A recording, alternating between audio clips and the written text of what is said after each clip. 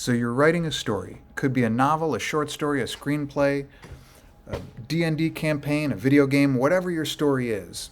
You want your plot to be exciting, to be captivating to your audience, and to work really well with your characters. Well, I want to talk to you today about status quo in your plot. What status quo is and how a return to status quo or the drive to return to status quo can be seen in these conflicts between your characters.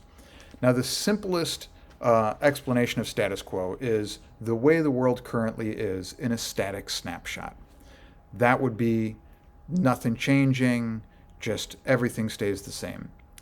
In lots of plots that we see, in lots of stories, something threatens that. Something is driving the world away from a status quo.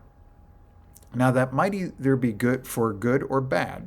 Driving the world away from a status quo could be something that your antagonist is doing or that your protagonist is doing.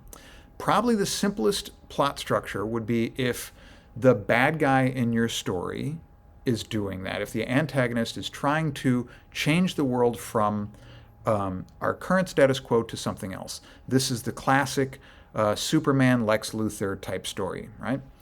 Lex Luthor comes in and wants to blow up California or make a whole new island or for whatever reason change the world to suit their wants and needs more so than what the current world is. Now, that's going to harm a lot of people. It's going to cause a lot of confusion, a lot of pain and suffering or loss. So Superman steps up, does what Superman does, and returns the world back to a status quo. And we all breathe a sigh of relief that this villainous person wasn't able to change our comfortable world into something new. Now, I say that's probably the simplest form of story because it's a story that we see a lot in stories that are written for younger audiences, especially older stories that are written for younger audiences. Stories recently for younger audiences have increased quite a bit in their nuance and complexity and maturity with, in the sort of post-Pixar era. But before that, a lot of the stories for kids were this kind of Superman trope where our comfortable world is the one that we want to live in, and anything that threatens that will be quashed by our heroic protagonist. So you can have a bad guy that wants to change the world into something else. Classic Saturday morning cartoon kind of stuff. Now, that's Avengers movies and things like that. Nothing really challenging about that. Some of the more interesting stories we might come across have our protagonist want to change away from status quo. Well, that can be a little trickier to reconcile. If the world that we live in is not the way that our hero of the story wants it to be, and they want to change that world, are they going to be successful in that? First off, that's a hard question. Lots of heroic stories or stories of mythology or heroism, whether it be literal heroes like Hercules, or whether it be stories that involve characters that are metaphorically on similar paths, struggle to change the world from something that it once was or currently is into something that's different. They're idealistic. They have ideas that they're optimistic. They see the future with this starry-eyed, rose-colored glasses and say, I can make this better than what it is, or what it currently is corrupt or unjust, and I want to fight against that. And you might think, fighting against injustice, that sounds like what Superman does or what Batman does. But Superman and Batman really put the world back the way it was. Here we're talking about stories that have a very different kind of twist. This might be an odd example for you guys, but Starship Troopers, right? Starship Troopers, Robert Heinlein and Starship Troopers. The world as it is has these bugs that are doing what they're doing, and we're going to go change the world to not have those bugs in it. We're going to go send these Marines, these space Marines out, and they're going to eradicate the bugs. And therefore, the world that we want in the future is different. Now, that adds some inbuilt complexity. Is that right? Is that justified? Is that morally acceptable? Is our changing the world, our protagonist changing the world, going to cause pain and suffering or anguish, or is our protagonist a little bit of a Lex Luthor, right? Are they changing the world in a way that's going to hurt people? And oftentimes, the answer to that is complicated and includes some element of yes, it is going to change the world in a way that all of the people that are comfortable with the world are now going to be uncomfortable with the world, which adds a lot of moral ambiguity. You can have a story where the status quo wants to be changed by both sides. These, or multiple sides, two or more parties, the protagonists, all want the status quo to be different than what it is now or what it was. We're not going back to the world it used to be. And these are really rich power struggle kind of stories, Game of Thrones-esque stories where one way or another these factions want to change the map. They want to rewrite history, and they want to take over and have more power, and they want to eradicate other factions. And these stories can be really fun to write. They can be really fun to read or watch. And they can be a little complicated too. They can have a lot of lots of loose ends that are flying around. It's not quite as simple to follow. You can't just sit down halfway through a movie with one of these and go, so who's the good guy, who's the bad guy? You sit down halfway through a Superman movie, you know who the good guy is, or an Avengers movie, and you know who the bad guy is. Stories where both parties, or two or more parties, want to change the status quo are a lot more nuanced and have a lot more complexity to them oftentimes. So these might be the kind of stories that if you're going to write, you got to get out the cork board with all of the red yarn to draw connections from one place to another.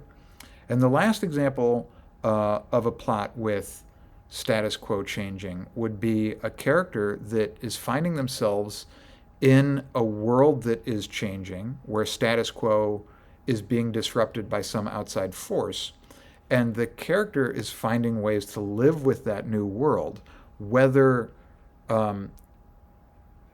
they're finding their place in the new world, and they're not really able to impact it. And this is a lot more small character kind of stories, small stories that take place in big worlds.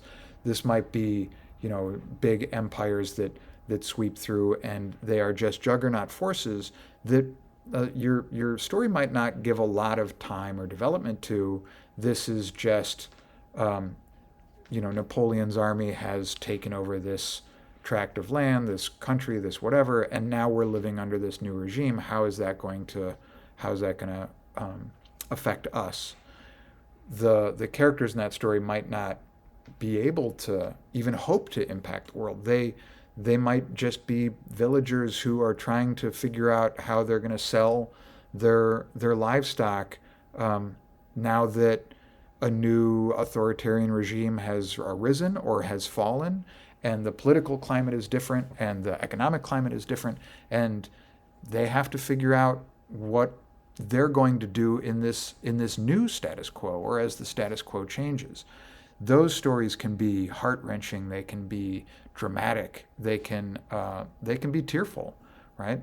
These can be coming-of-age stories. These can be stories of historical fiction. Historical fiction stories are often like this, where you see some family of characters or some suite of characters get caught up in a world that's changing, and they have to find a way to live in the new world. That status quo that was the comfortable world has changed. Now, how these differ from the earlier ones, those little characters in those stories don't have the power to even hope that they would be able to make a difference in the world. It's not conceivable that they would be able to change the status quo back to a comfortable state. They are subject to the whims. They're sort of plankton in the ocean following along the tides and currents, and they've been swept into a new part of the ocean. Now they're living in a new status quo. So as you write your plot, think about how to think about status quo. Think about if the characters in your story at any given point were given the Thanos gauntlet, and they could snap their fingers and make any new world happen. What would the world look like if character A got their way? What would the world look like if character B got their way? Are they freedom fighters who want to overthrow a regime? Are they tyrants who want to squash freedom fighters? Are they two competing factions that are warring for contested land? If they were able to snap their fingers and get their way, do they return the world to status quo, or do they change the world to something different? Right?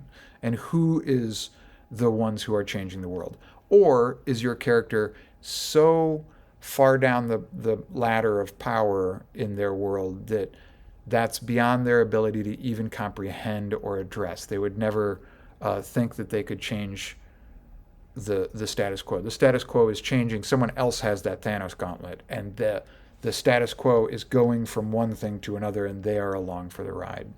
So that's one way to think about your plot and conflicts, one framing mechanism to give you some idea about what the world will be in the future, why there is so much urgency in your plot, why it matters, why the stakes really matter that your hero performs the actions they do, because the difference between the status quo and the driven away from the status quo is down to the actions of your heroes, of your protagonists.